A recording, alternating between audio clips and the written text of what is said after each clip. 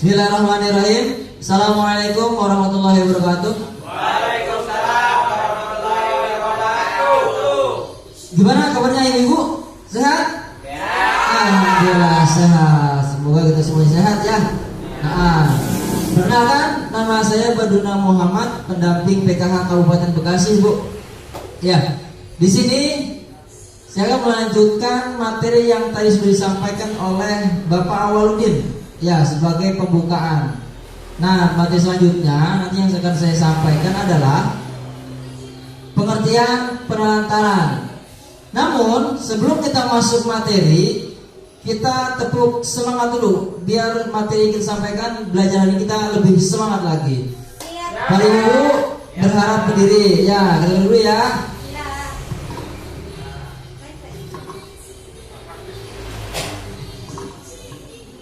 Tepuk semangat dulu ya. Ya, Pak. Tepuk semangat. Semangat. Ya. Semangat. Sekali lagi ya, sekali lagi. Ya. Tepuk semangat. Semangat. Ya. Semangat. Terima kasih Ibu, silakan duduk kembali. Nah, Ibu-ibu, di sini kita akan mempelajari materi tentang pengertian penelantaran. Nah, ibu-ibu, apakah ibu-ibu sudah mengetahui tentang penelantaran terhadap anak? Bagaimana, Bu? Ada yang tahu di sini? Udah dikasih makan. Ya, Pak. Biasanya kalau anak yang telantar mah nggak dikasih makan, Pak. Dia kasih makan ya. Iya. Terus Jawaban yang lain ada? Siapa lagi? Ya, Pak. Anak yang ditinggalin sama orang tuanya. ya. Anak yang ditinggalin orang tuanya. Terus ada lagi siapa? Siapa ya? Ya, Baris. Ya, anak yang tinggal di jalanan, Pak. Tinggal di jalanan. Ya, di kolong jembatan. Ya. Ya, di emperan toko. Ya. Berarti, Saya, Pak. ya, siapa lagi? Anak yang tidak disekolahkan sama orang tuanya, Pak. Sekolahkan. Nah, berarti masih lagi menambahkan? Ya, siapa Faruk? Anak yang gak diurusin, Pak, sama orang tuanya. Mau kemana, kek? Kagak dicariin, Pak. Ya. Berarti intinya adalah orang tuanya tidak bertanggung jawab terhadap anaknya ya, sehingga nanti terlantar dan hidup di jalanan. Nah, sekarang di buku kita dibawa semua kan ya? Harus dibawa, pokoknya harus dibawa. Setiap pertemuan harus dibawa. Ya, silakan dibuka halaman 33, Bu. Ya.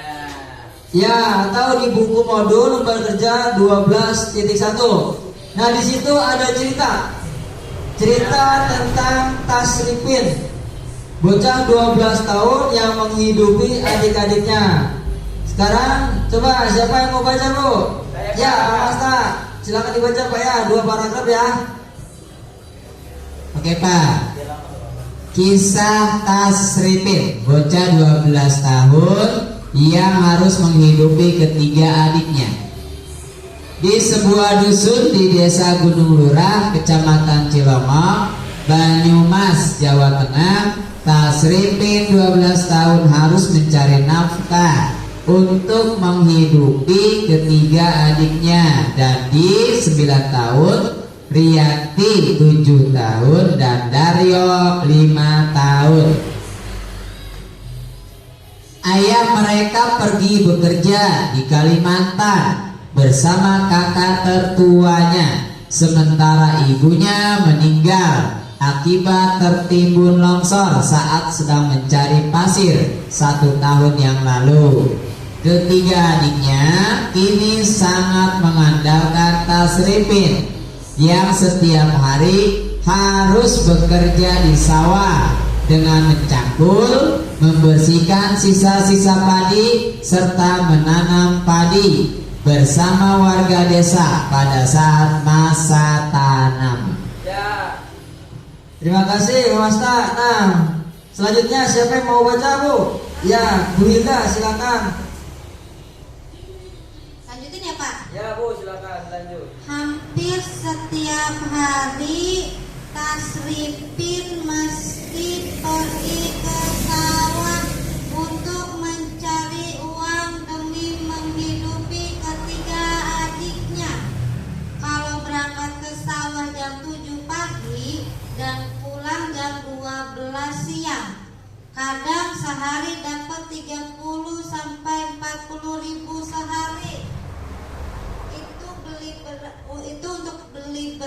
dan sayur, sisanya untuk jajan adik-adiknya.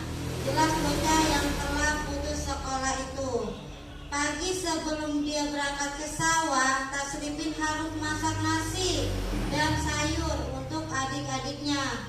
Selain memasak, dia juga harus mencuci pakaian, menyapu, serta memandikan adik-adiknya. Tapi bukan hanya sekedar memandikan dan memberikan makan untuk adik-adiknya.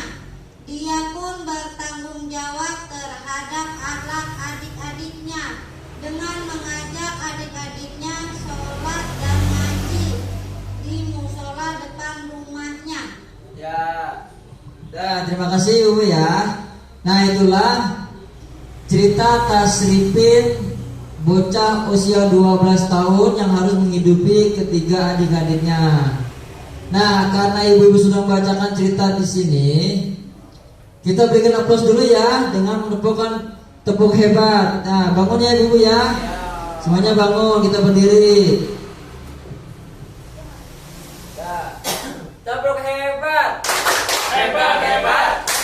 Hebat, hebat. Kita semua. Sekali lagi ya. Tepuk hebat. Hebat, hebat. Hebat, hebat. Kita semua. Oke, silakan. Silakan duduk kembali Bu.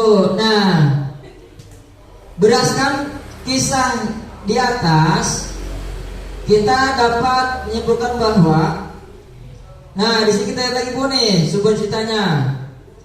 Apa saja pekerjaan dan tanggung jawab yang dilakukan oleh Tasripin di dalam menghidupi adik-adiknya Bu? Masak. Ya, apa yang pertama? Masak. Terus Sawah. ke sawah ya. Ikan adik-adiknya. Memandikan adik-adiknya ya.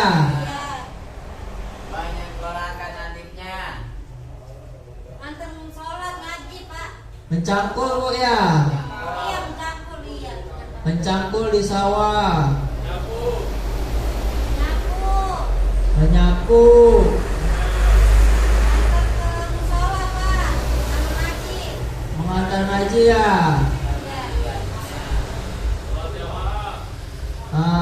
Satu lagi sholat jamaah. Nah, terus apakah yang dilakukan tersebut layak dilakukan oleh anak seusia Tasripin? Layak nggak Bu? Gak layak ya? Tidak layak. Gak layak karena usianya masih terlalu dini untuk mencari nafkah. Tidak layak. Tidak layak. Nah, terus apa yang seharusnya dilakukan oleh ayah atau kerabatnya terhadap Tasripin dan adik-adiknya? Ayahnya harus pulang kampung. Pulang ke kampung halaman ya untuk mengurusi Tasripin dan adik-adiknya. Iya mereka tanggung jawab orang tua ya. Pulang kampung untuk mengurus Anaknya. Tasripin sama adik-adiknya. Tasripin dan adik-adiknya.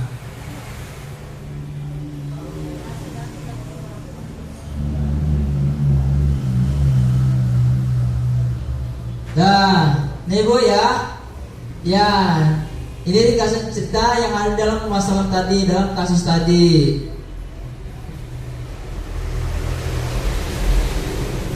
Nah, materi sampai di sini Bu ya, yang dapat saya sampaikan. Nanti akan dilanjutkan oleh rekan saya yang bernama Heri Basrani Medropa. Namun sebelum kita tutup materi ini, kita bangun lagi Bu, berdiri lagi. Kita tepuk hak anak ya Bu ya. Ya, sekali lagi Bu ya. Ya, silakan berdiri. Tepuk hak anak ya. Yuk. Oke. Tepuk hak anak. Hak hidup, tumbuh kembang, perlindungan, partisipasi. Sekali lagi kurang banget. Tepuk hak anak. Hak hidup, tumbuh kembang, perlindungan, partisipasi. Ya Bu, ya silakan. Silakan duduk kembali. Ya. Nah Bu ya, ini materi yang dari saya akhiri sampai di sini, cukup sekian. Nanti akan dilanjut oleh rekan saya, yaitu Bapak Heri Pasrani Medropa di langkah berikutnya Bu ya. Saya akhiri, Assalamualaikum warahmatullahi wabarakatuh.